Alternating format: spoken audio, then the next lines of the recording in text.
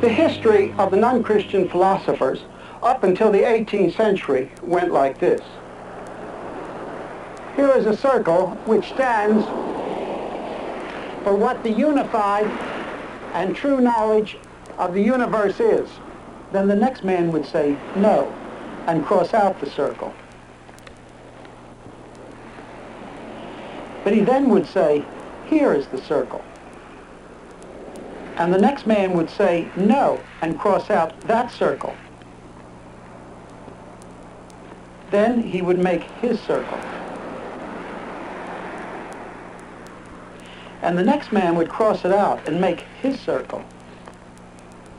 This continued through the centuries.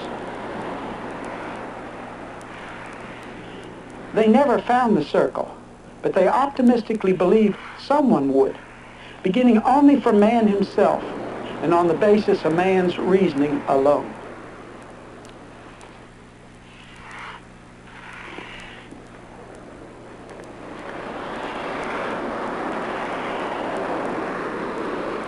Then the endless row of circles through the centuries and the crossing out was broken. And a drastic shift came because the humanistic ideal had failed. Humanistic man gave up his optimism for pessimism. He gave up the hope of a unified answer. And this makes modern man who he is. Modern humanistic man has come to the same awful place, a place in which it is not possible to know what is right and what is wrong, nor why we should choose non-cruelty rather than cruelty. Professor Paul Tillich of Harvard was one of the outstanding neo-orthodox liberal theologians.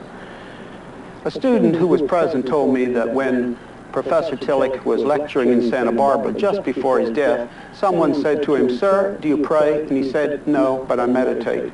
He was left only with the Word God, with no certainty that there was anything more than just a word.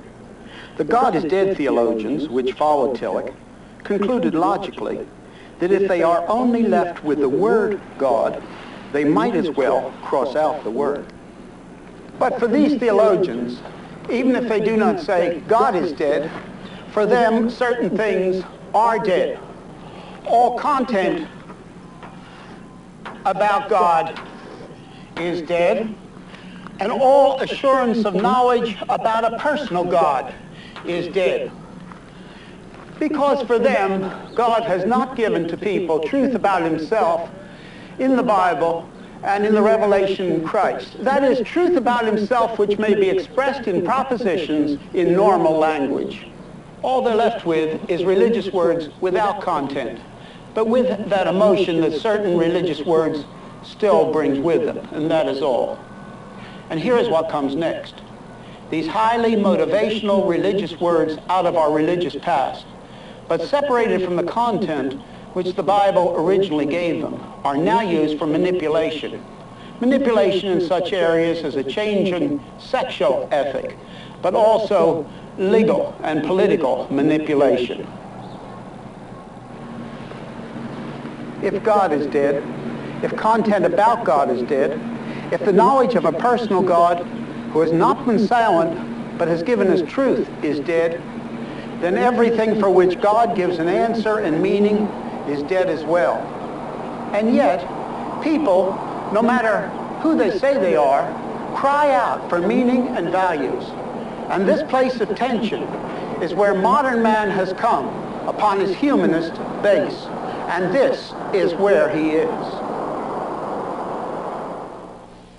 When we think of Christ, of course we think of his substitutionary death upon the cross.